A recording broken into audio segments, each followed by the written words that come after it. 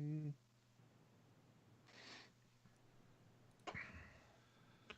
All right, let me start recording.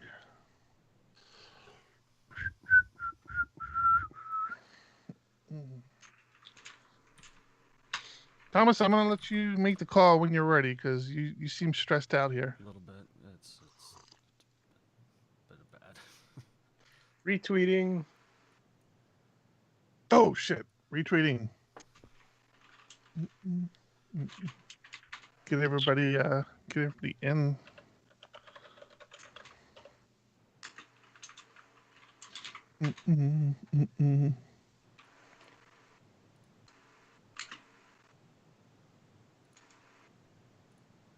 Why are you not pausing? There you go.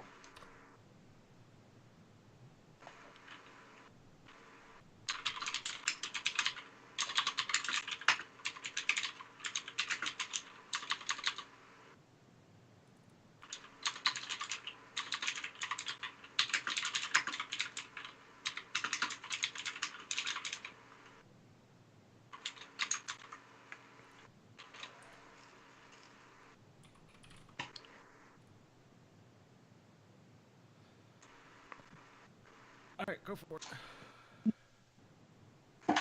And give us some music. Oh, I guess so. It's our first day on the 1, 2, 1, 2. Coming off the top, y'all know how we do. Listen, I'ma drop a freestyle you can cherish. I'ma send a shout out to the host named Eric. Yo, he's never on some average shit. You know Eric, he stays loud and passionate. I'm about to break it down for y'all with the clever song. Yo, shout the host named Thomas, cause he's never wrong. Yo, shout to John, you know that he's smart and quiet. Unlike my freestyles, which cause a riot. I'm about to do it like this, cause the people love me. Shouts out to PHPUgly. It's called ugly cause it's not professional, but I'm about to come through and bless it with style. So let's do it when I'm spitting. I perfume the room. Yo, the segment of the show is called Doom and Gloom. That came from Thomas. Yeah, can nobody go beyond this? I get the mic and then I'm about to keep it like a promise. Yeah, and y'all know we fill them up with anguish. We talking about the PHP, the programming language. About to break it down, no exaggeration. What do y'all do for a living? Web applications. Okay, I can dig it. My words spray tight. They getting together on the Thursday nights. Yeah, when it comes to rhyming, you can call me the new dude. I spew true lyrics while y'all broadcast on YouTube. So let's get it. You know my lyrics are major. All up in the comments, they got plenty of haters, but they doing what they doing. Keep it ugly. We ending every show with the saying it's lovely. Let's go. Hey, shout out to y'all. Peace to the whole squad, man. Hope your channel is doing real well on YouTube. Hope you guys are having fun. And it was an honor and blessing to do this little custom freestyle for y'all. Hope you enjoy. Stay up. there we go. That's the way to start the night. I love that song. I'm pretty sure it's going to win a Grammy. Wait, Grammys are already over, aren't they? I guess it did win a Grammy. Damn, thought for sure. You're listening to episode 228 of your Octane Infused rants and carrying ons from 3 PHP developers. I'm your host, Derek Van Johnson, and with me, as usual, John Congdon. Octane Infused? I don't get it. You will shortly. And Tom Rideout. I think he's hinting towards some recent announcements that's been made. Octane Infused! I don't have any... Oh, I see. It's on the Trello board. I guess we'll talk about that later, because I have no clue We what are that going is. to talk about it quite a bit because it gets into some other very interesting things going on with Laravel or with PHP. Yep, I noticed your little crossover as well. So we have fun things to discuss, and actually John and I even have more to contribute to that. So stay tuned for later in the show. For now, we're talking about our weeks. That we are. Crappy weeks, it sounds like all around. Yeah, I'm definitely not talking about my week. I'm having a wonderful week. What did I miss? First off, Go Nope, you go first. Listen, first off, Zack Snyder Justice League cut was released, 4 hours long. I may have watched it twice. How'd you watch it twice? Over 8 hours. Because they started streaming it at midnight, so I might have woken up at midnight and watched it until 4 in the morning, and then watched it again later this afternoon. So, yeah. But I won't. I assume neither one of you have seen it yet. So where is it streaming at, and why is it 4 hours long? HBO Max. HBO Max. I don't have HBO Max. Well, then you're just not one of the cool guys. I have HBO. It's like HBO Max. It's like HBO, but to the max. So is it an additional fee on top of HBO? I think if you have HBO, I don't know you what get you pay HBO Max free.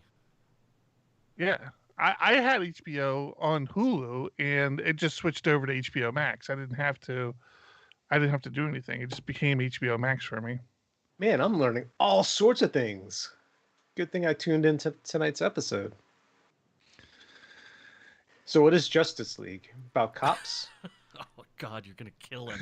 Yes. This is one of the many reasons why you and I aren't friends anymore, John Congdon. You know exactly what Justice League is. You know what it is. I am a hardcore Batman fan, as you're well aware.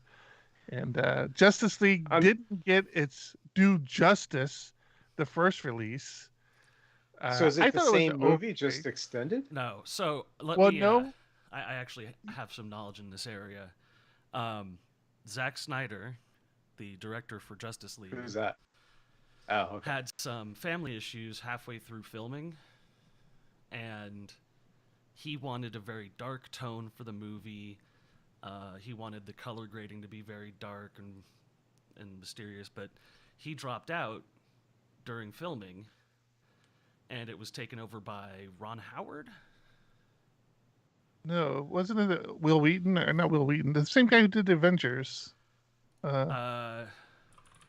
Josh Wheaton. Josh Wheaton, the guy who's having the questionable behavior allegations brought that against Hollywood him. Guy who has some questionable behavior. Joss Whedon, yes. Yeah. Josh Whedon. Will Wheaton is from Star Trek. Yeah. Although I'm sure he would have done a tremendous job. But so Joss Whedon decided he was going to change a lot of aspects of the movie, specifically the color grading. So all of the costumes were designed for these very high contrast shots and very, very side-lit dark scenes. But his version that came out looks like a comic book, like an 80s bright colored comic book, and all the costumes look terrible and everything looks weird. And then he cut the movie down, cut a bunch of parts out of the movie, didn't explain some stuff that happened properly, and then when they went to do reshoots, they got Henry Cavill for Superman, but he was already filming I think The Witcher at the time, so he had a Oh no, he was filming Mission Impossible. No, it was Mission Impossible, yeah. So he had a mustache that they digitally removed, but like they got, a first year student of visual effects to do it, so it looks bizarre. So there's a lot wrong with the movie.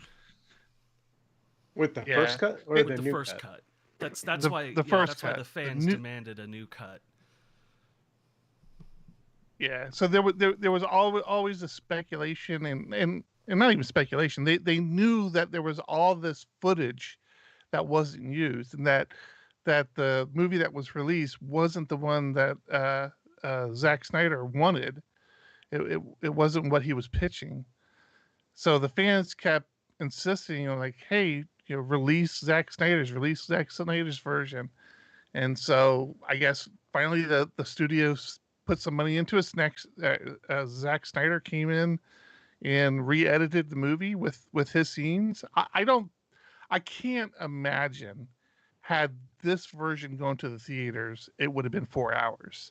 I mean, there's just no way that could have been possible. But I have to say, the biggest thing in this version, and I'm not going to give away any spoilers because I know a lot of people haven't seen it, and a lot of people probably don't care to see it. But to the point you were saying, Thomas, the character buildup is so much better. Like there aren't these unexplained events happening. Like, okay, how did that just happen? Like, where did that come from, and where did that go? And Right. everything is so well built up to explain. There's some new heroes in the movie that didn't make the first version. I enjoyed it. I enjoyed it a ton. But Obviously, you sat through I'm 8 hours of it in one day. I'm a terrible person to judge this on because I'm just a huge DC fan. Like I've always been DC over Marvel. I've never been big on Marvel. I explained a few weeks ago about how I would refuse to collect Batman comic books because I knew I couldn't part with them. I mean, I would buy them and I would read them, but they would never be collector items.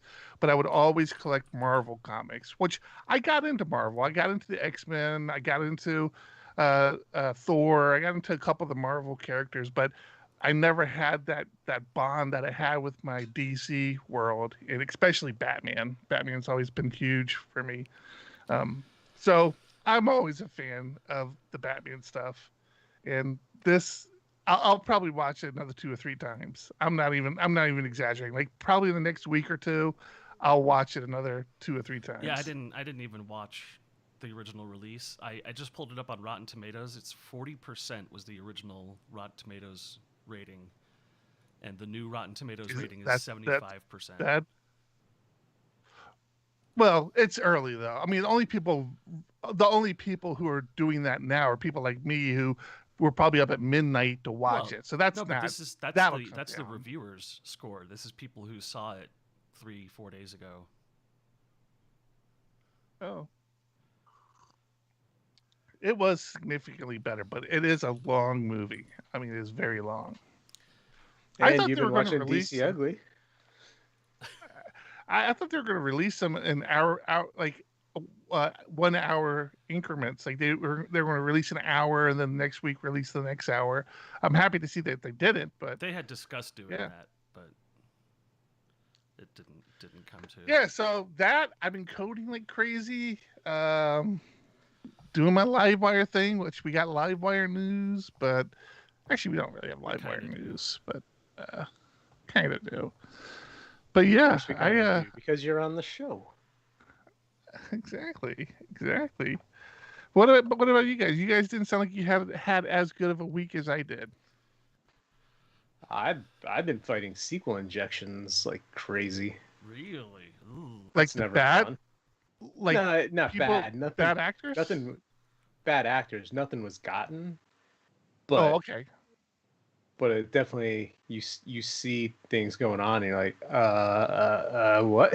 So then everyone's like now going through code, trying to find out how, why, what was going on. Was anything gotten? Like I said, nothing's been found so far that has been gotten. Mm-hmm. But it's just been a rough week. On top of that, how did you guys get alerted to it? Like, do you have some sort of monitoring in place for that? Yeah, I mean, you looking at Apache logs, you start seeing it, and what did they do? They didn't update anything. It was just freaky seeing everything come through. And had they made some changes, they could have gotten data. Really? So, yeah, I found one hole that we were able to patch up real quick. Cool. Yeah, and then on top of that, we were dealing with just it's overall, like just system outages for various reasons. I think I talked about it last week. That's never fun. It's crappy when you have a service that people are paying for and you keep going down for 5 to 10 minutes at a time. Mm-hmm. Yeah. What about you, Thomas? You're muted. I've been keeping busy, playing with a lot of magic test, working on memory leaks, things being broken and Wait, not working. what's a magic test? So Laravel has a testing platform called Dusk, which uses the in-browser testing. It launches a Chrome instance and lets you navigate and stuff. And Magic Test is a sort of addition on top of that where it can watch for actions from the mouse and write a test for you based off of the actions you performed in the browser while it was open. Oh, that's that new package that was Yeah. released. That a lot of people are talking about. That, yeah. I saw that. Oh, so it came up in Discord last week, and you had a very similar Chrome plugin already that did that, right? Yeah. That was my thing. I saw a lot of hype around this. I'm like, why is everybody so excited about this? This has been a thing for a while. There's a Chrome plugin that does it. But I say that, and I didn't bother to look at it because I didn't really see a need for it. So I'm curious about Thomas's experience here. It's interesting. It doesn't do a lot of stuff. It really just looks for the text you clicked on and writes a test that says click on that text. But it's just basic browser testing, right? Browser testing. Testing your UI. But on the admin side, its form inputs are going to be really helpful for me. So I'll have a lot of work to do on that, basically testing every functionality of our back end. So it's cool when it works. It's not the most stable thing. Yeah, it's fairly new. I know it just all of a sudden started getting all this hype, and I had not heard of it before. So interesting. It's cool that you're doing testing in general because you don't normally have tests around your code, right? Right. So what drew you to this versus writing unit tests? It's new and came out, and I wanted to play with it. And good reason. Well, it's also easy too, right? I mean, you don't have to. Yes. You just act as a user and start clicking things. So do you have a CI/CD routine that you can then incorporate this into? So it's just going to all be run locally? Yes. God, I gotta get out of that. Get one of those? Yeah. I don't know. It's been on the list for a long time. Something that we want to do but haven't done. It's a pain if you have to remember to run your test suite every single time. It will quickly become I'm not going to run it. Yeah. Especially if it takes more than a couple minutes, because at first you'll start and you have a couple of really fast tests and you're like, I don't need a CI/CD. I'll run it locally and I'll just do it on git commit. So you're like, I'll just commit, it'll run my test. And then a little bit later, your tests start taking 10, 20, 30 seconds. And then all of a sudden you're like, well, this is crap. I want to commit and move on to my next thing, and I can't. Yeah, I know. I know what I should do. I'm just not going to do it. Yeah, a lot of other stuff. It's hard because you don't do the ops, right? For your project? No, I don't, thankfully. So I can't believe your ops team doesn't want that. They probably do. Well, ops team probably doesn't care. I mean, they're just managing servers and deploying whatever is given to them. It's right, but usually the management of the development. Oh, so well, then you definitely should be the one who wants it. I am the one who wants. I've wanted it for a long enough time that I'm sort of beaten down about it now. I'm just like, I don't care. There's so many services out there, or you just have your own local Jenkins running. Yeah, I know. how often do you have a bad deployment, Thomas? Just out of curiosity. I'm not trying to back you in a Oh, corner or they all- anything. they But all how feel bad. often do you? Or Are how you being how serious? do you deploy? We have a deployment service that can run automated tasks that we use some of them and don't use others. Oh, so you do have some sort of deployment CI/CD pipeline. You could probably tie into that It's not. to It's say, hey, run my. but that's the continuous part isn't there. There's no. Yeah, the integration part's not there either. I would call it a well, it's just it's a deployment pipeline. It's not a CI/CD in any way. You're not selling this. No, I'm not trying to. I hope they're. I'm not I trying hope, to sell it. hope they don't want to be an advertiser.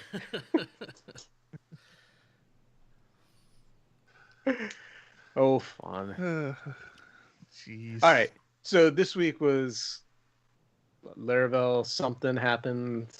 I don't know. Laravel something? What was that? Well, before we get down that path, you talked about sponsors. We do want to thank our sponsor for this week's show, Cloudways. Yes. Thank Thank you very much. Thomas. Would you like me to roll a video? That is a cue for you, Thomas. Yes. This episode of PHPUgly is brought to you in cooperation with Cloudways, a managed cloud hosting platform built for your PHP projects. If you simply wish to focus on your business, Cloudways is the way to go. They take over server management and security and free up time that you can dedicate to growing your business and acquiring new clients. Their platform offers you a choice of infrastructure as a service partners such as AWS, Google Cloud, DigitalOcean, Linode, and Vultr. In addition, you get a performance-optimized stack, managed backups, and staging environment where you can test your code before pushing it to live servers. Best of all, Composer and Git come pre-installed so you can get your projects up and running quickly. All this power, simplicity, and peace of mind falls right in line with their brand slogan, Moving Dreams Forward.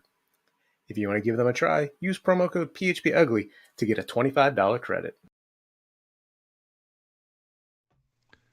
Thanks, Cloudways.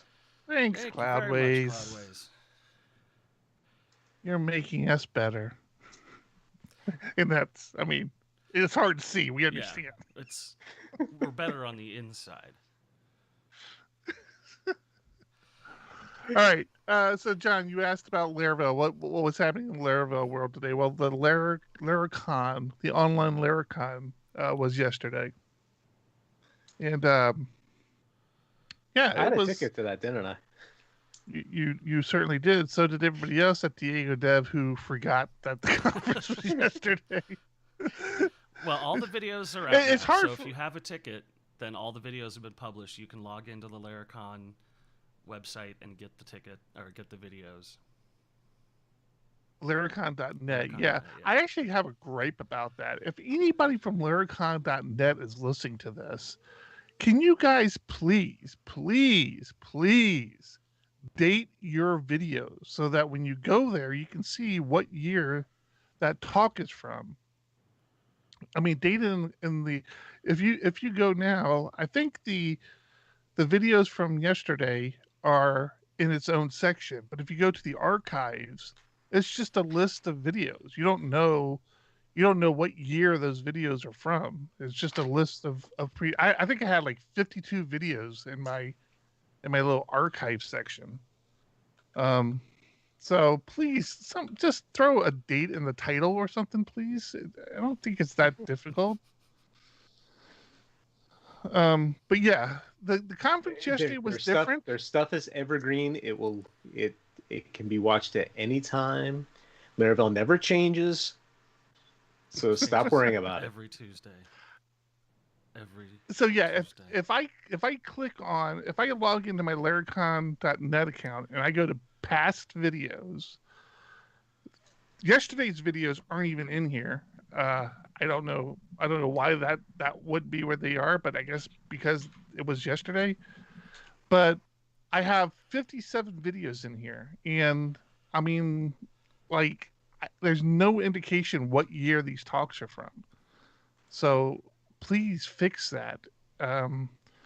But yes, if you click on videos, you have this year's videos.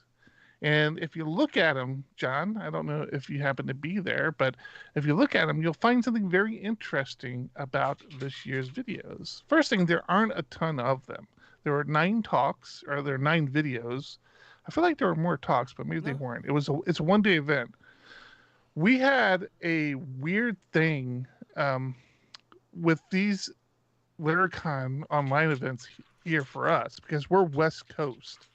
So by the time I got home from taking my dog to the park, got him all settled down, got my cup of coffee, it's around 8:30, and the conference has already been going for like 2.5 hours. Yeah. So I'd already missed like an hour or 1 or 2 talks by that time. Yeah, pegging it to East Coast time is very strange. I don't know why they would have it start up at 8 o'clock East Coast.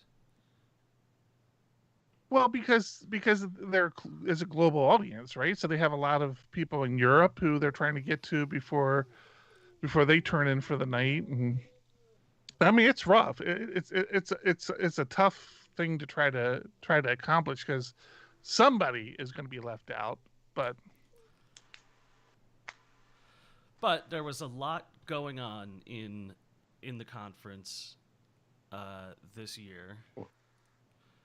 Well, wait. Yeah. What was I supposed to? I'm seeing the videos. What was I supposed to take away? That So it was it- all so if you guys know- presenting. If you Hadn't thought about that. are they all guys? Yeah, wasn't going to put that. okay. No, I was going to point out the fact that they're all Laravel internal talks, so there aren't any, with one exception, which we'll get to, but there aren't any.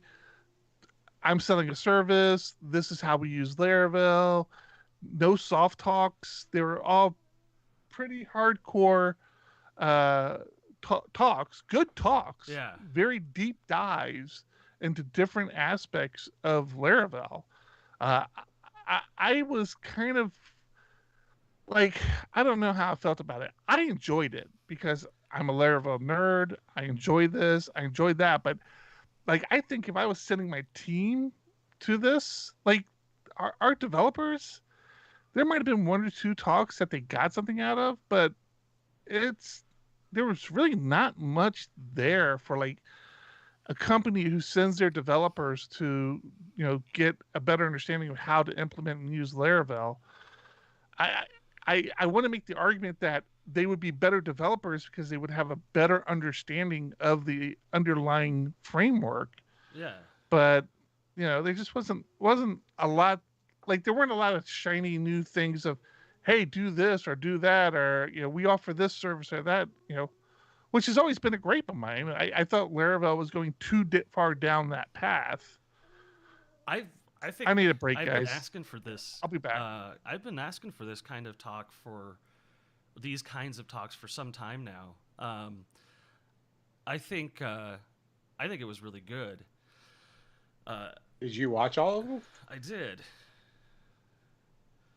I watched all of them except for one of them, the Taylor Otwell talk. Really? Yes, and then I was told that was the one I should have watched more than any other, because he announced Octane. So Octane is Laravel's implementation of a load once, multiple request framework. This is Load something once, multiple request. Yeah. So as it works now, PHP bootstraps the framework every single request, and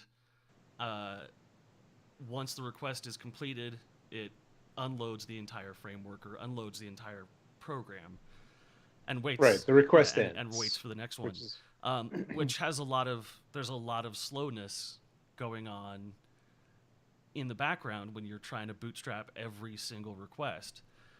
So what Octane does is it ties in with software like Swoole, Swoole, or Roadrunner, which is a server that loads once and handles multiple requests. And this can speed things up pretty significantly. So the interesting thing about this is John and I actually talked to one of the maintainers of the Swole project.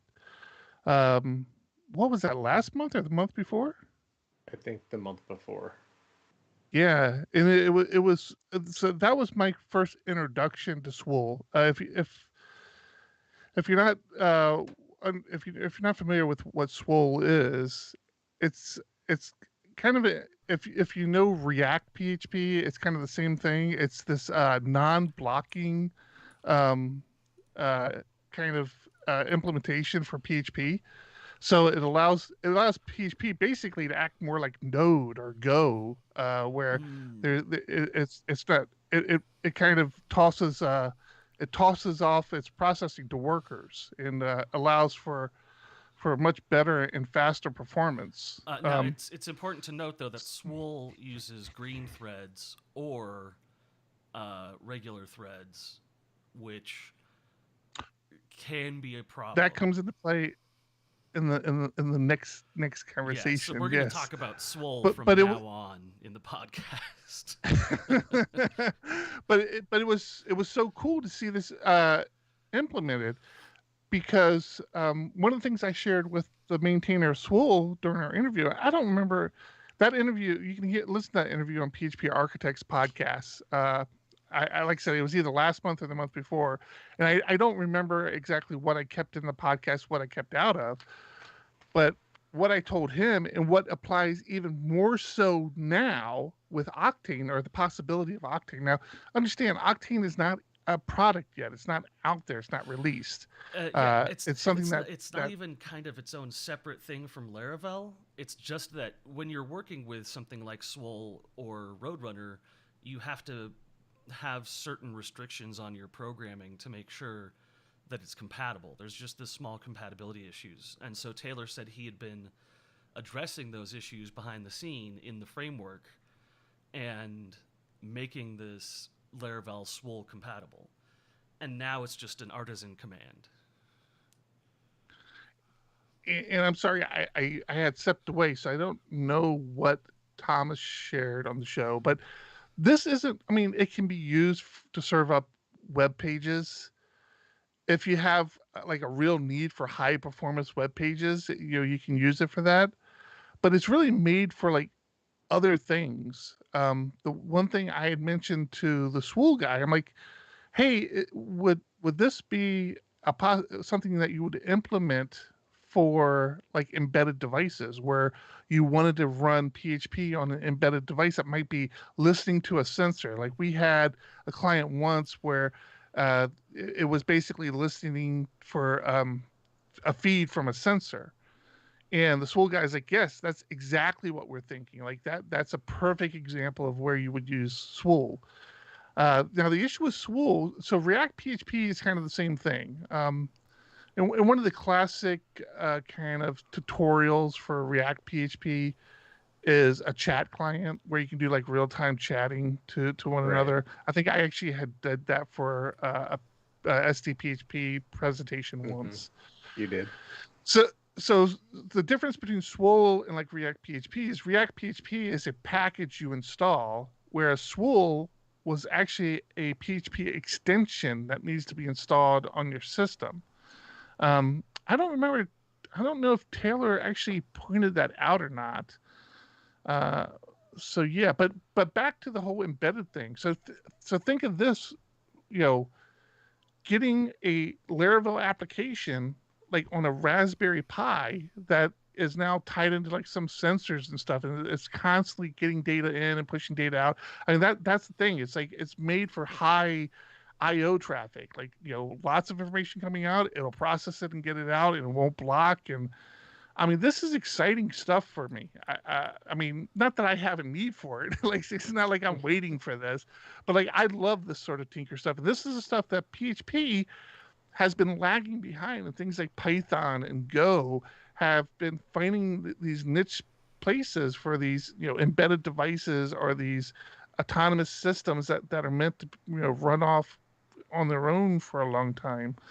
PHP has kind of missed that niche, because there's been solutions out there like Swole, like like React PHP, but there hasn't been one with a framework behind it like Laravel. And so this really takes us up to the next level. I think there's a lot of possibilities here. So you said Laravel Octane is an artisan command. So is that what kind of sets up the server or whatever to take requests? Yeah, it communicates or take in information. It communicates with Swole and launches multiple web servers that bootstrap the framework and wait for requests. Mm-hmm. And it has some drawbacks. I mean, like Taylor pointed out, one that I think a lot of people might not get their head around is that all this stuff is now running in memory.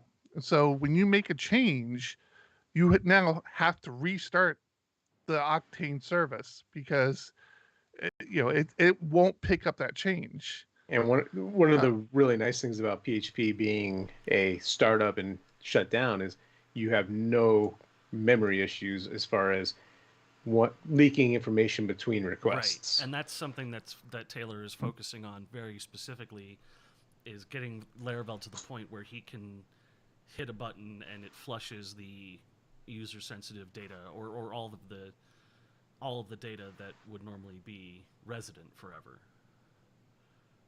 He actually has a feature already where after a certain amount of requests, like say after 1,000 requests, it just automatically restarts the services. So that's there. That was something that he demoed. And Thomas, I mean, again, I don't know if you've ever had this need. John, acknowledged that he has had this need in the past. Another thing one of the Swole maintainers brought to our attention is with something like Swole, you're not limited anymore to like the cron jobs running at every minute. Like a minute being the quickest your cron job can run.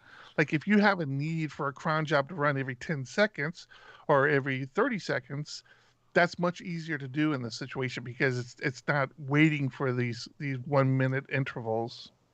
I get around that very easily. A quick for each, sleep for 10 seconds, let it run 6 times, and then exit. And let cron pick up the next one. No, and he's not, and that's the way we've had to do it. And your more traditional PHP developers will continue to have to do it that way. But if you have a job server out there that's running something like Swole, you don't have to. You don't have those limitations anymore.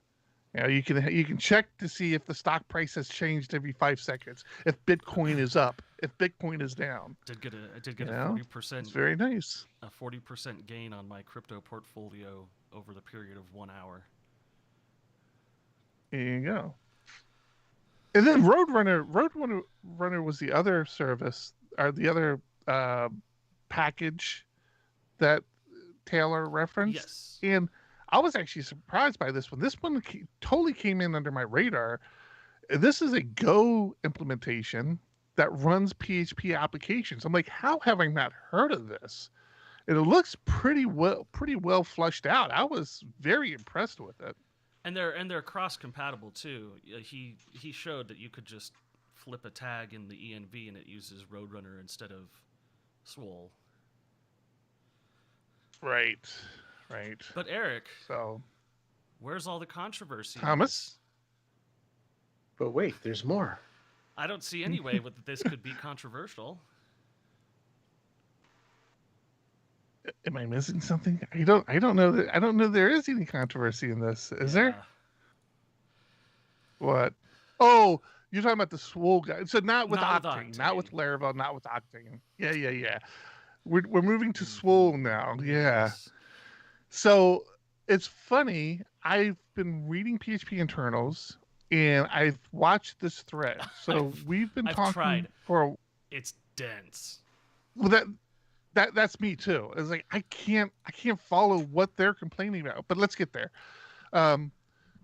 So we've been talking a while now about the next version of PHP and getting this implementation of Fiber. which is I guess kind of plays into this whole real time sort of processing that we're talking about. And in internals, the Swool team started kind of talking like, hey, we don't know if we like this implementation of fiber.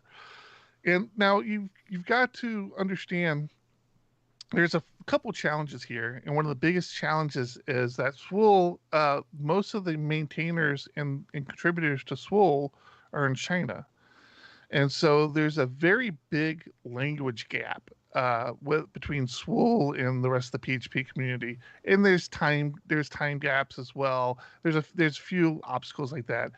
If you ever look at the kind of the feedback from people who use Swool, one of the biggest complaints that developers have is that the English documentation is so lacking. And so a lot of people shy away from Swool from that. And when we talk to the maintainers, that's actually one of the things he brought up is how they're really trying to work on that documentation, making that documentation more accessible to more people. So that's because it's language... mostly written in Chinese, right? Is that what you said? The developers are, yeah. Most of the contributors are in China. So there's this language barrier, and it seems like some of that language barrier might be playing into this controversy. But basically, a lot of the Swool people started, saying, "Well, we don't know how good we feel about these implementations of fiber." And go ahead, Thomas. And why are you guys implementing something that we've completed implementing already as an extension? Is one of the big complaints, because Swool is fibers plus an event loop API, an IO schedule, a CPU scheduler, a service container, coroutine communication. Like it's got all of the components that you need to do asynchronous programming, whereas fibers is just the starting implementation of asynchronous stuff. It doesn't have any of that stuff. It doesn't have an IO scheduler or a CPU scheduler. It's just the rawest form of the component.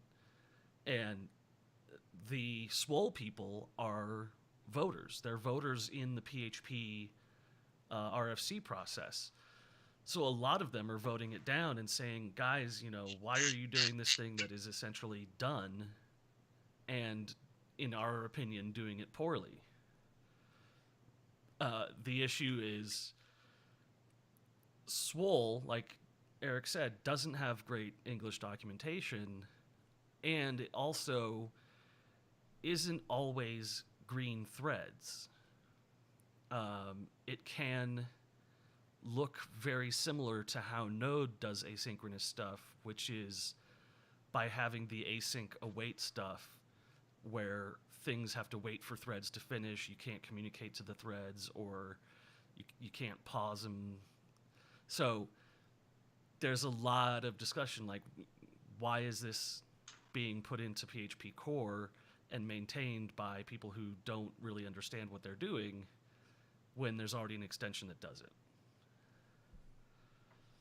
Yeah. And so this has started and you've got to understand, we're getting deep into like PHP internals at this point. So a lot of this conversation going on is well over my pay grade. I mean, I just, Yeah. I try to kind of keep up with it, but yeah, I'm nowhere near where they are. And so there's a lot of talk of the some of the people who are pro fiber on the PHP internals team keep referring to, well, this is just the first implementation. This doesn't break Swool. Swool will still be, usable. They keep referring to these C APIs. Once we implement these C APIs, then all these issues go away, all these concerns go away. But if you read and this is where things start to break down for me. I don't know if it's translation or what, but if you read the Swool guys, they are the Swool developers. They kind of start like I read them as saying, no, this does break it. Like, this does break things. If this gets implemented, this will break some of Swool. but I'm not sure I understand what's breaking or how it's breaking. It's very challenging for me to kind of really get my head around everything. Yeah, and don't get me wrong, I can say that like you're going to need an IO scheduler for fibers. I couldn't tell you what that means. Like, I'm just reading the post on Reddit that I can kind of understand.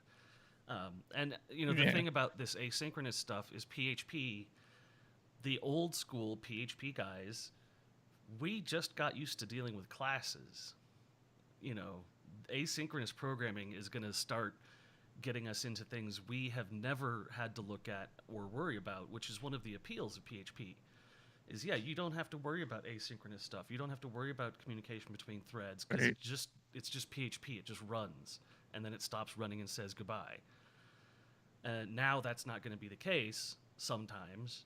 So the conversations in the internals group have a lot of people just saying, "I don't understand. Can you explain?"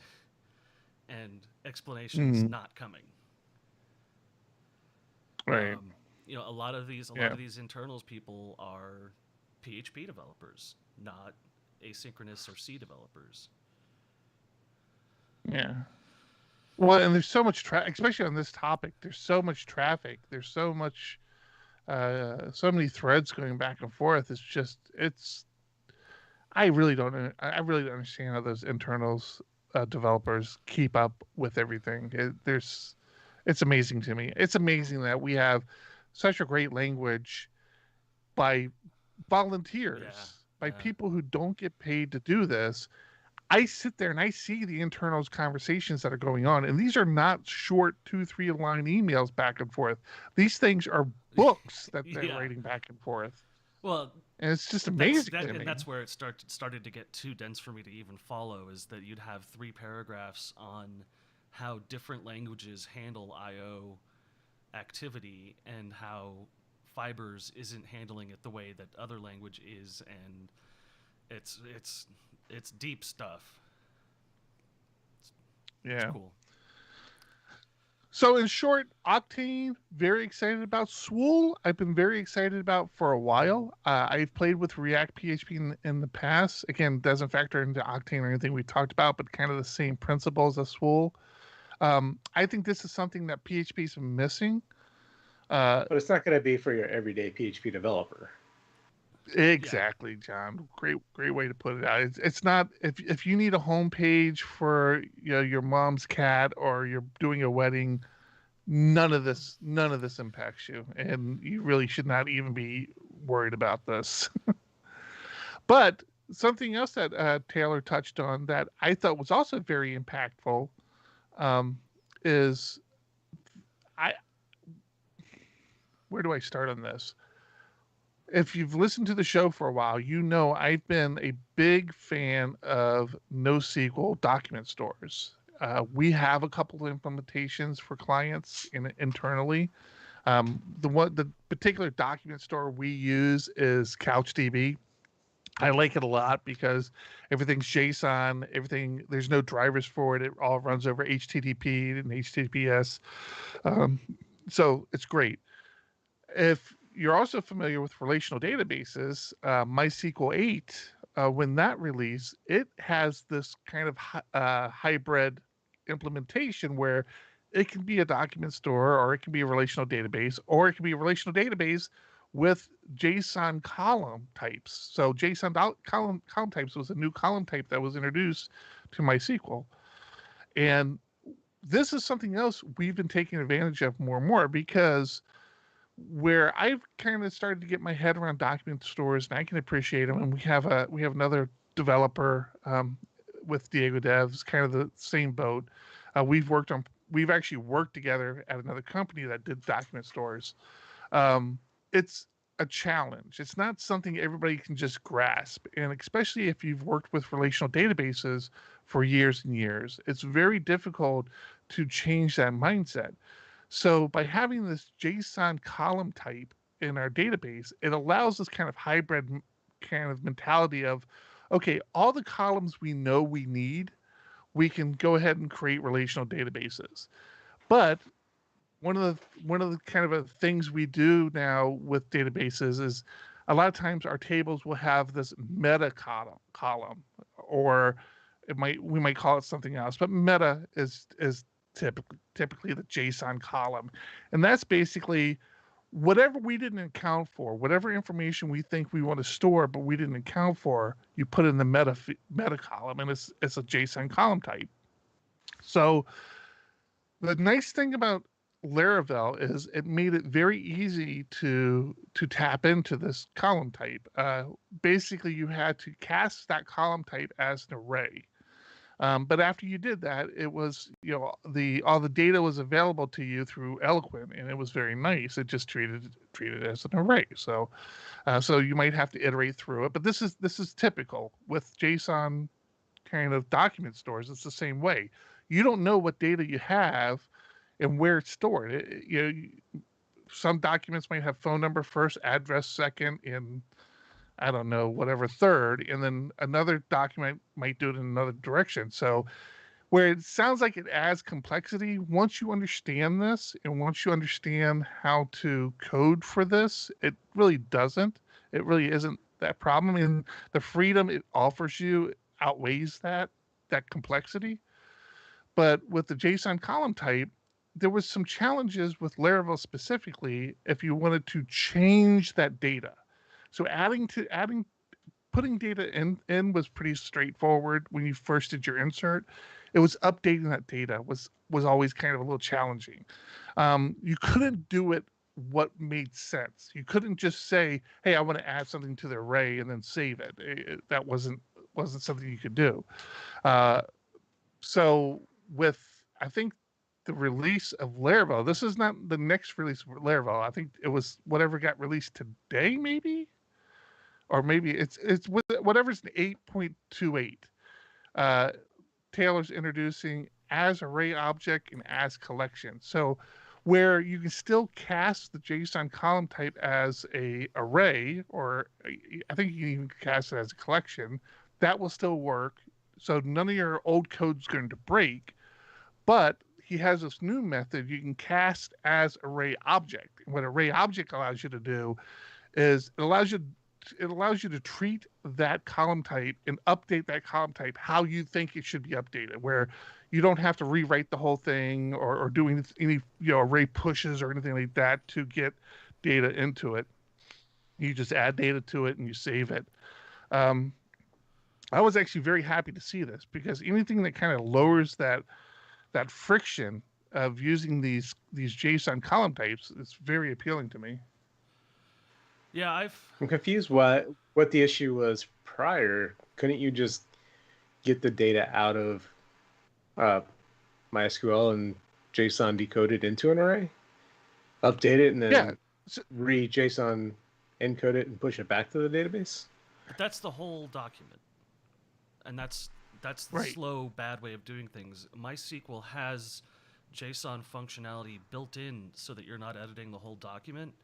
You're editing the object you're referencing in the document, which is much smoother if you're dealing with large data sets. Well, it doesn't sound like this takes that into account, though, because you're actually getting the whole document when you get the array or get the record, right? You're always fetching the whole document, but when you're editing it, when you're doing a modification to that document, I believe the model looks for what elements have changed and only updates those elements. I've seen the way Laravel does things, and I doubt it does it that way. I'll have to look into it. I mean, it's something that I use a lot, but don't enjoy using because it does have some sort of pain in the butt issues. It's challenging to update the data. Yeah. You have to fetch it and store it in another variable, and then edit the part you want, and then it can be a pain. Yeah. So this kind of lowers that friction. I'm happy to see it. I thought that was a good announcement.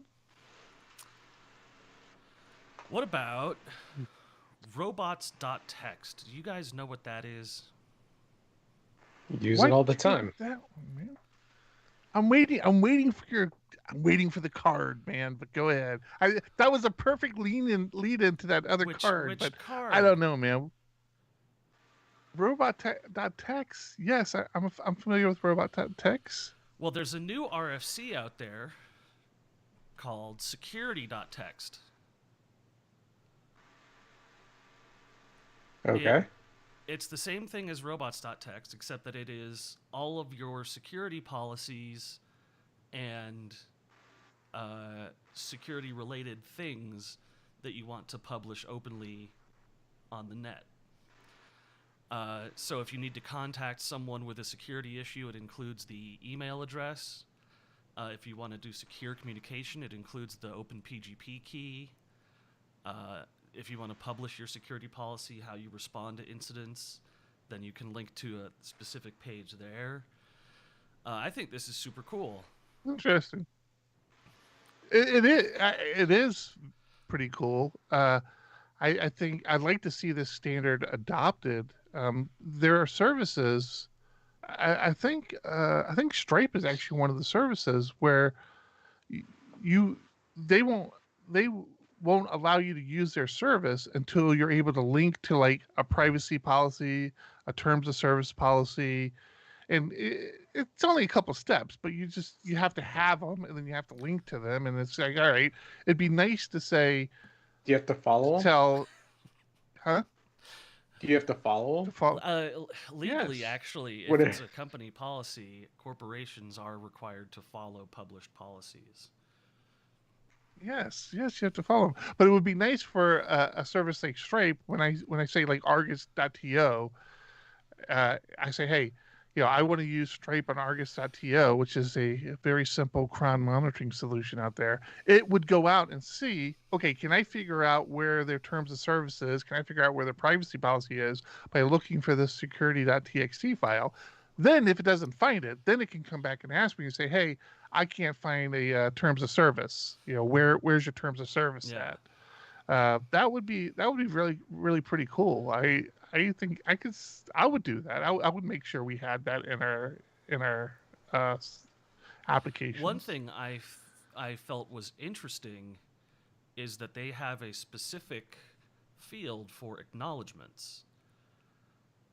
So acknowledgements. Yeah. So a lot of places have bug bounties, and this would be a situation where you give credit to people for finding a bug and helping you patch it, or for disclosing an issue in your system the correct way through you.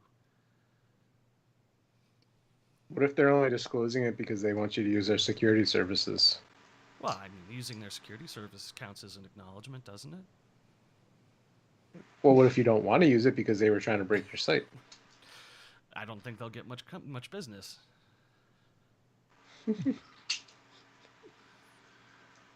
So the card I thought we're going to lead into with all the talk about document stores and MySQL is your little Dolt card. Did you still not want to talk? Did you want? I haven't Dolt? used it yet, and I think it might be because the name is dumb, but. I played with it last week after you mentioned it after the show. Thomas was like, "Oh, I wanted to talk about this. Oh, it's fine. I didn't really get a chance to use it. Yeah." So he mentioned it, and I played with it, and it's an interesting concept. What is it? We talked as I was explaining with like CouchDB. So one of the nice things about CouchDB as a document store is that you can have multiple instances of Couch running all over the place. Matter of fact, there's even a version that runs on mobile phones called PouchDB. And one of the things that Couch is very strong at is synchronization. So it has this, the way it was explained to me once, which freaked me out the first time it was told to me, is your data will have eventual consistency. It's like, wait, what? Eventual consistency? What the hell does that even mean? Term. But the idea is that there are all these nodes of couch running, and they have complete copies of the data. Well, they can have complete copies of the database. They can also have just fractions of the database. So, for example, you can say, "Hey, yeah, I want my users spread everywhere, but this particular one doesn't need to be whatever your configuration might want to be."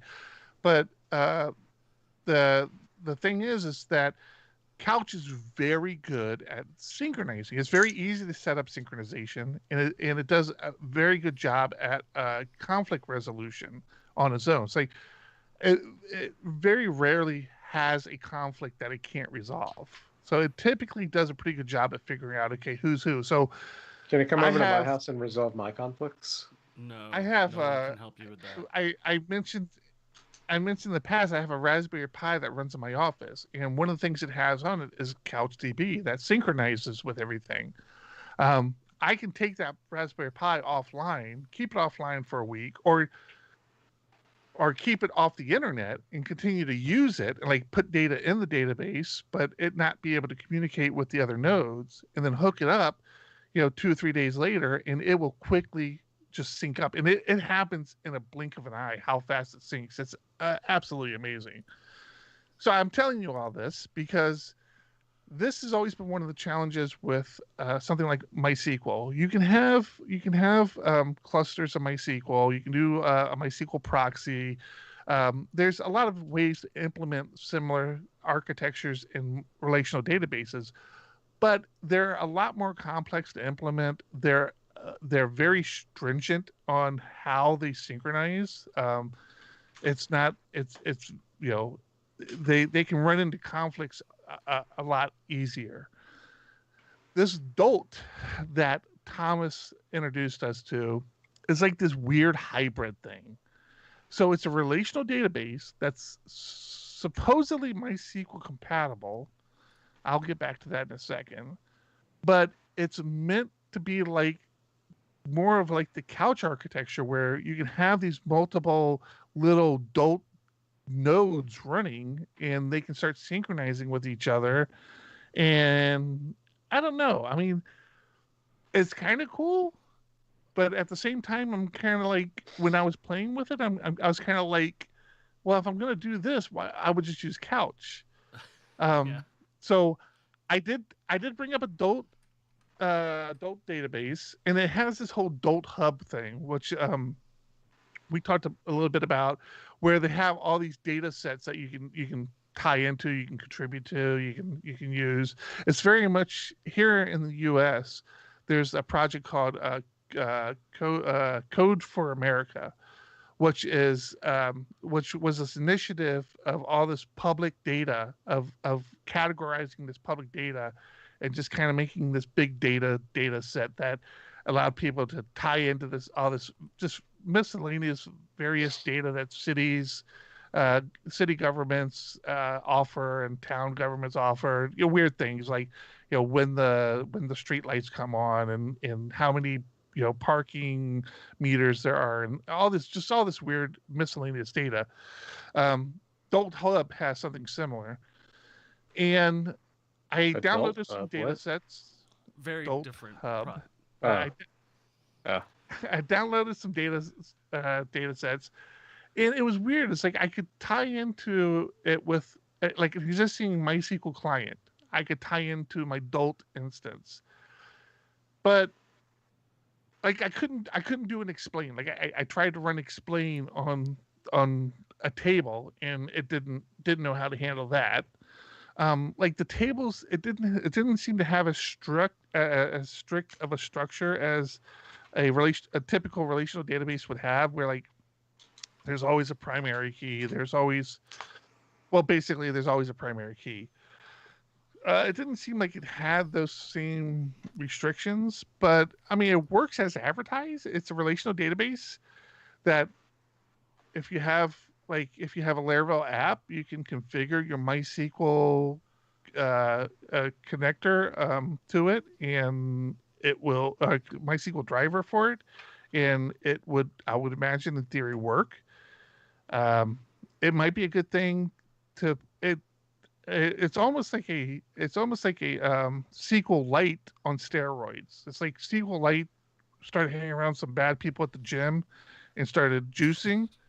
That's kind of what Dolt is or how I was perceiving it. It's like, okay, we talked about the JSON column type. That's actually something I didn't try. I should have tried that. So with things like JSON column types and some of the new features in MySQL 8, I don't know if that is compatible with Dolt, but Dolt was cool, but I'm not sure I have a use for it.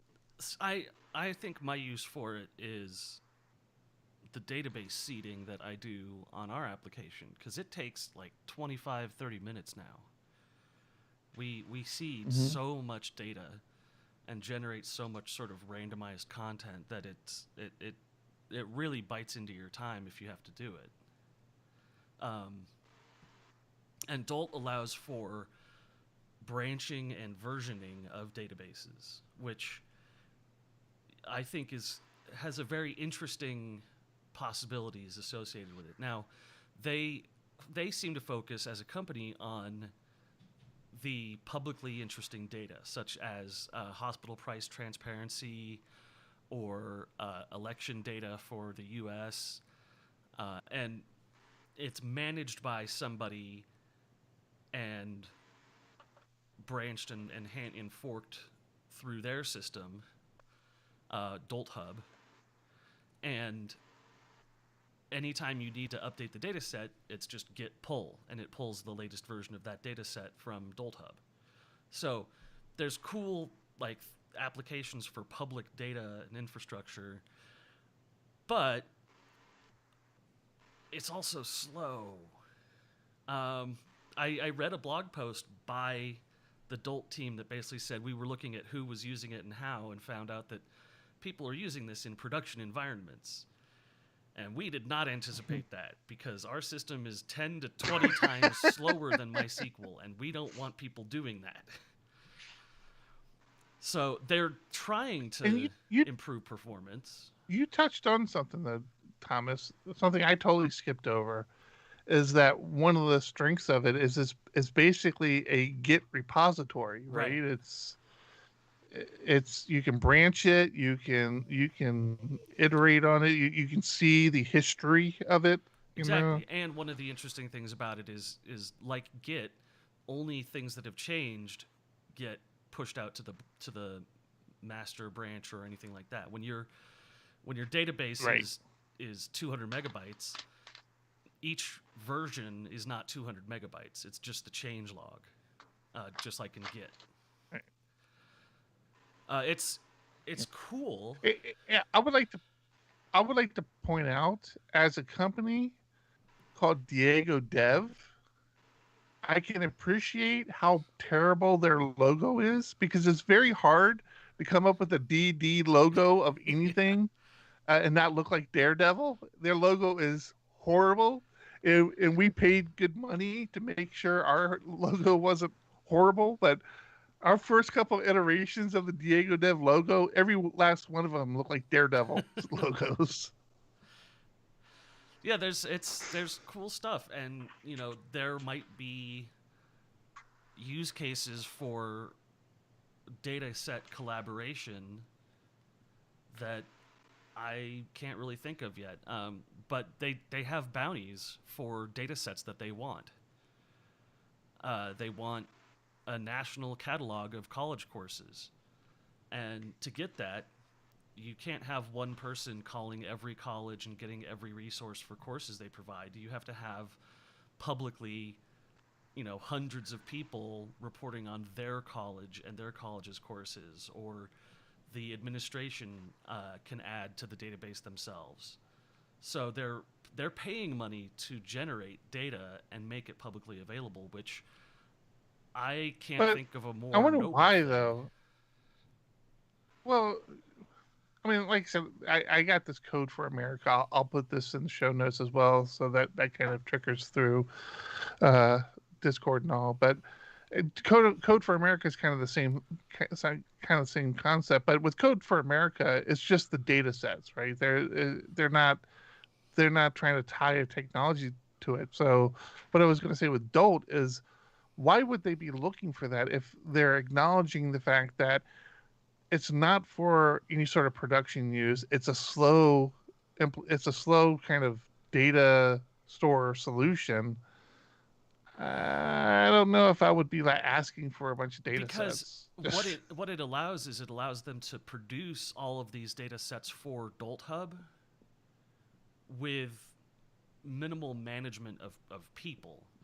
And all of this stuff can dump out to a CSV file that can actually be imported into a regular MySQL instance. So you would use Dolt for the collaboration on the data, but then you would move it for a production, searchable, queryable system into MySQL,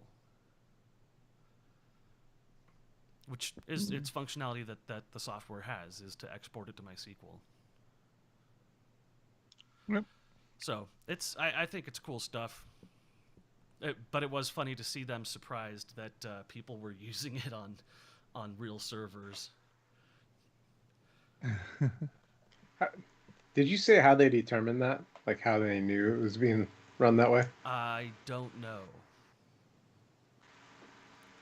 My guess... You're just having coffee with them and they're like, oh, I was surprised to see this. My guess is they have some way of seeing what IPs it's downloaded from and linking those to data I'm sure somebody was opening up Reddit there were, threads. yeah, Oh, my Dolt crashed. They had crashed trouble, my production They did server. have trouble tickets for people saying that their production server running Dolt was having issues. So, it's not supposed to be on production. Why are you doing that? Because it's new and shiny. And it's web scale. Speaking of new and shiny, Scale. guess what I'll be using this week? This coming week.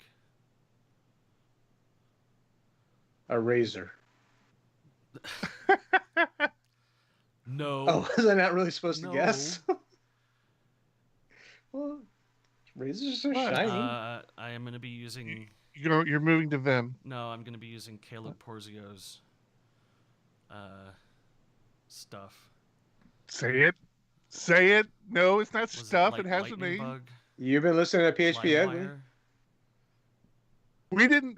We said that the entire Laracon conference was all about Laravel internals, except for one talk, which I have been arguing for months, if not years now, probably more months. No, years. I'm going to say years now. Yeah, since you that saw it. Since you saw it at the Livewire- conference. Livewire should be part of Laravel internals. It should be part of the core code. It shouldn't be this other package. But Livewire was the only presentation that they had that was not internals. And it was a good presentation. It was very simple. It was very simple implementation. And it was fun because in the Diego Dev Discord, to see developers that I've been preaching to about Livewire for a while start to say, okay, this looks kind of cool. No, that is kind of cool. I mean, so what sold you? What sold you, Thomas? Let me hear you. It's okay, man. I'm here to embrace you, brother. You're the auto read only the forums. The auto read only on the form sold me on its own. Mm-hmm. He created a form that had like 2 inputs or whatever, and he changed the form. Instead of submitting through a HTTP post, it was an XHR request, and then he hit submit, and all the fields grayed themselves out. The button grayed itself out, and you could tell it was submitting the form. And it was the command for that was what was the, it's like bolt dot click bolt what the heck? No, wire. It was not Thunderbolt. Wire. Yeah, it was like wire dot click dot submit dot prevent. And the prevent part was the prevent default on the form action, and or just how little code he had to write to produce this incredibly good looking form. very user friendly form. I mean, things like I don't remember if he showed this or not, but another thing you can do that's a common practice is that as somebody's filling out a form, until each field passes validation, and it will pass validation as it's typed in, and you move to the next form, next field, until it passes all validation, the little submit button won't even light up. The submit button will stay grayed out. And then once it passes all its validation, once all the fields are inputted, then it lights up. And it's like things like that, which is, I yes, can do that with jQuery. Well, things like that, which is, yes, you can do Yeah. with JavaScript, things like jQueries, things like Vue.js, but it adds all this complexity as a PHP developer. To Thomas's point, it's like a couple of syntactical sugar that you put in your existing blade, and you're done. All the JavaScript well, is yeah, handled and for you. It's he showed an fantastic. example of like writing out a blade template to do this one thing and said, but you know what? I don't like having a blade template for something this simple, so let's just put it in a here doc in the component and remove the blade, and he just had a component now that was like X wire button, and that was the whole thing. Like if you have standardized things on your site and you're not using them as components, it's crazy. This is the thing I was talking about when I first came across. First thing, Laravel has Vue components. Yeah. Livewire is the next iteration of that. So that's what Livewire should be. Livewire should just replace the Vue components because it does everything the Vue component does, plus the JavaScript stuff. But that's beside the point. Between Livewire and Vue components, like I'm now having fewer and fewer controllers. Like my controllers are doing less and less work because my components are handling a lot of things. Mm-hmm. Trying to get all the records for to display. We have webhooks. We have Slack webhooks in Argus. That used to go into a controller where it says, okay, we're pulling up this cron monitor. Get the cron monitor. Get all the Slack webhooks they may have configured for it. Bring all this in the controller. All right, now we have to iterate through all this stuff separately, in the Vue template. Now, that is just it could be a Vue component, but I have it as a Livewire component. Now it's a Livewire component that the cron job controller doesn't even know about, doesn't even care about. All it does is call its Vue. The Vue says, okay, I have these components in me. I have to go get this other data from these other places. I'm telling you, man, it is fantastic. Livewire should replace the default Laravel Vue components. I don't think anybody would complain about that. It's just additional fantasticness. And I'm standing by that. I will die on that hill. That Livewire should be in Laravel core as its Vue components, and that's the end of the discussion. And I will always be right. Yeah, it was very. Now very cool. The one thing he didn't. Did he talk about polling at all? Yeah. I don't even remember what he talked about. He talked. The polling is another thing that is just. Again, you can do it with JavaScript, but it's all this additional complexity. In Livewire, you can say, hey, poll for data every 30 seconds, every whatever, and there it is, It's very interesting. But the one thing that he said that had me a little concerned, and now Brian has me a little concerned. What are you saying, Brian? Laravel doesn't come with Vue anymore by default? Oh, that's the right. We know that. That's the new NetBreeze Jetstream, right? Oh, right. Anyways, I think that's what I'm not clicking on. I haven't clicked on that Git commit that he's talking about, but yeah. So Vue, Laravel never came with Vue. Laravel, you could implement the auth package in Laravel, which used Vue components in there. Vue was easy to add to Laravel. Now it's Livewire, which it should be. Or it actually has there's options. It doesn't have to be a Livewire. You can do you can do something else. I forget what it is, but no, it's not Alpine. Alpine's what I want to talk about though. That's the thing that he talked about that had me concerned. So where Livewire removes a lot of the need for JavaScript, that little additional JavaScript that you do need to do, he wrote another minimalist. This is what's his name again? Caleb Porzio. Caleb Porzio. Which, for the record, Diego Dev is a sponsor of Livewire. Is a GitHub sponsor of Livewire, much to John's surprise recently.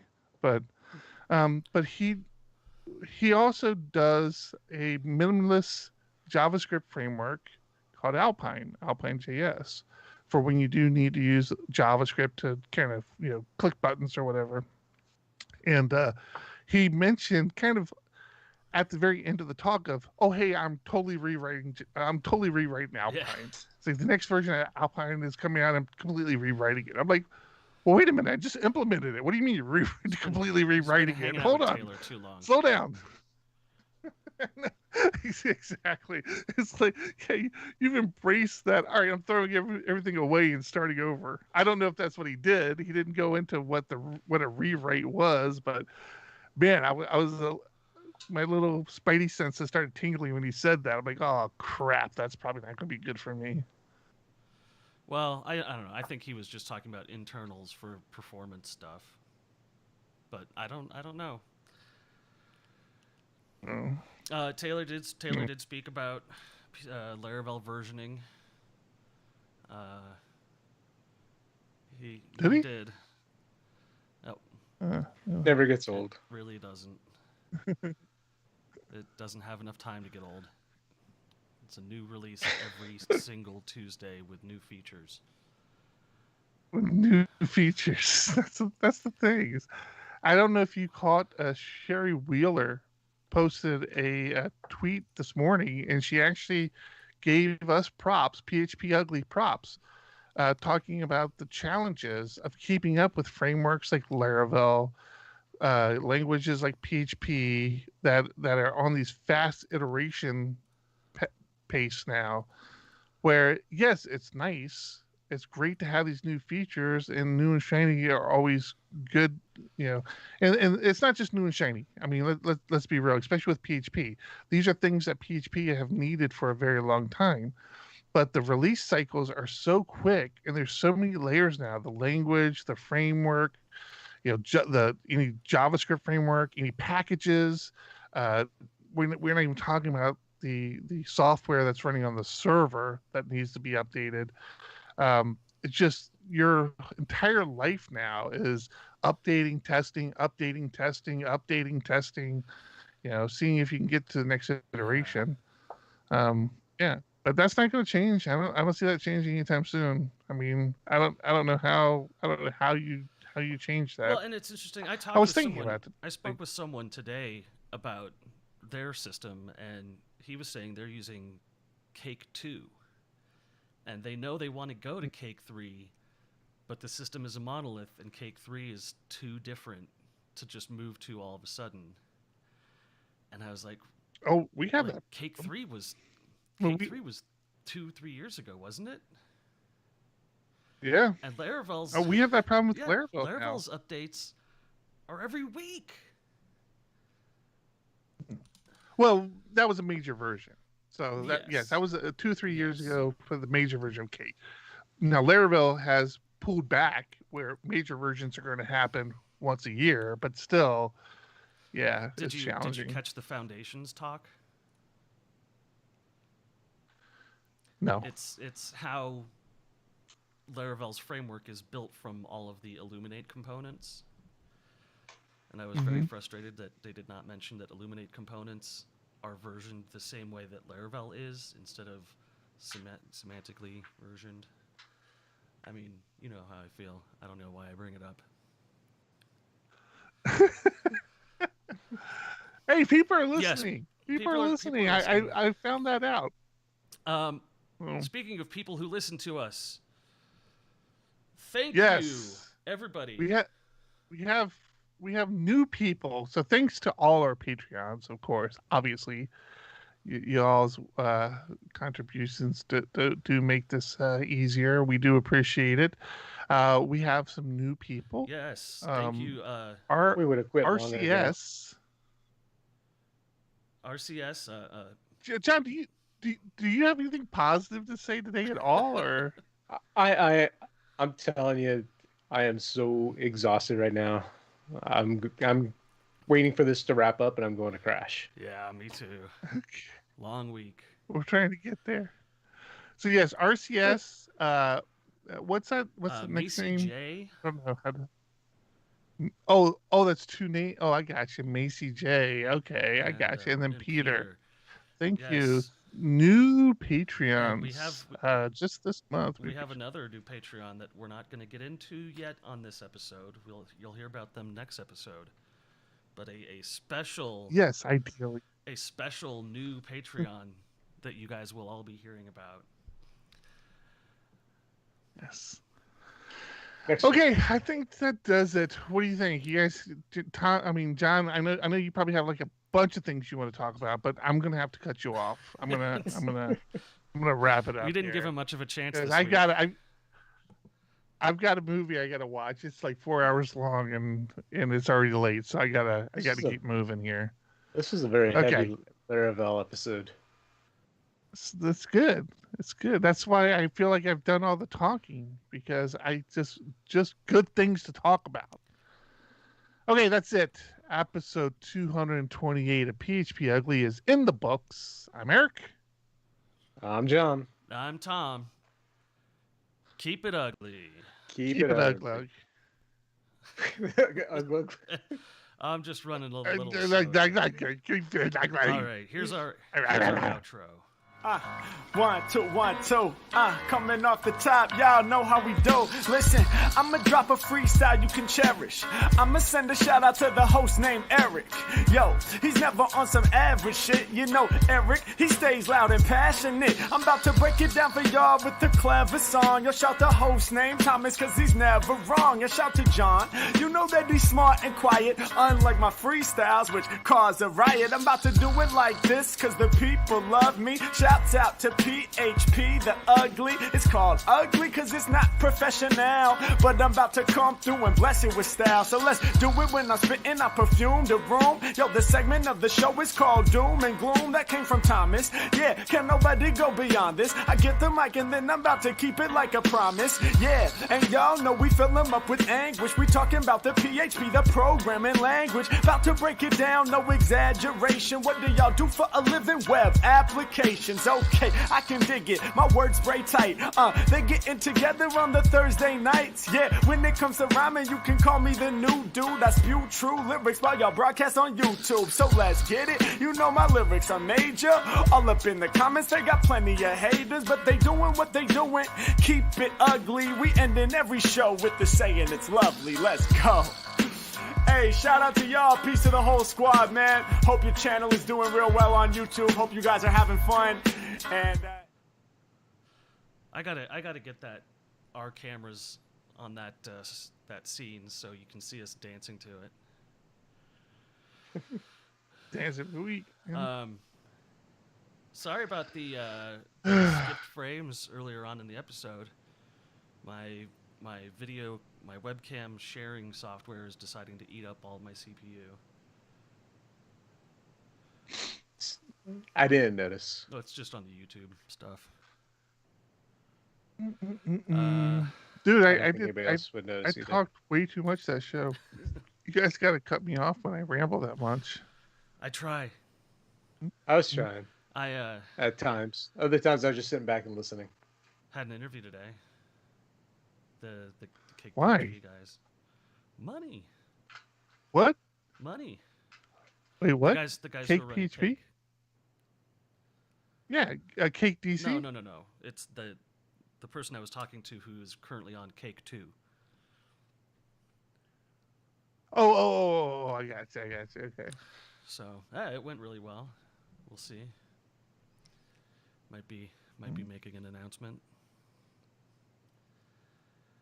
Oh, that's all I got. Honey Badger, guys. Honey Badger's next week, man. So what is Honey Badger? We're on. We're still broadcasting on YouTube. That's fine.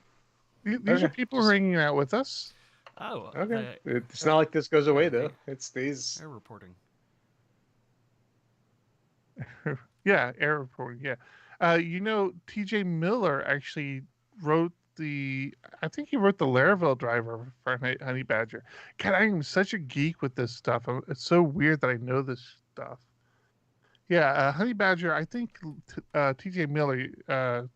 John, do you remember TJ? He was at. TJ's awesome. Yeah, he is. He's actually fantastic. Yeah, I think he wrote the Laravel drivers for Honey Badger. That's nice. So nice yeah, it's gonna be nice. Yes, it does. So I'm very excited about this one.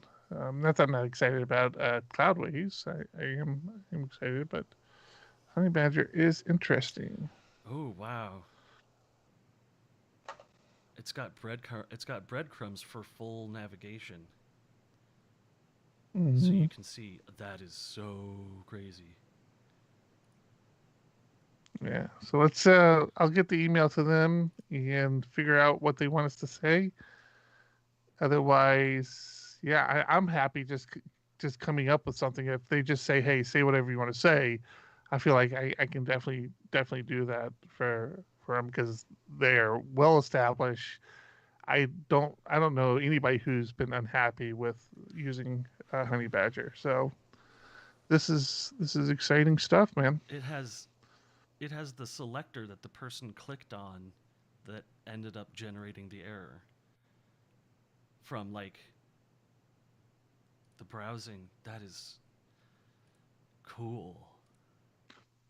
Oh, they got a free tier too. I didn't know that. Is that new? It can't be new. It looks like a trial. Got a free tier. 15-day, free 15-day trial.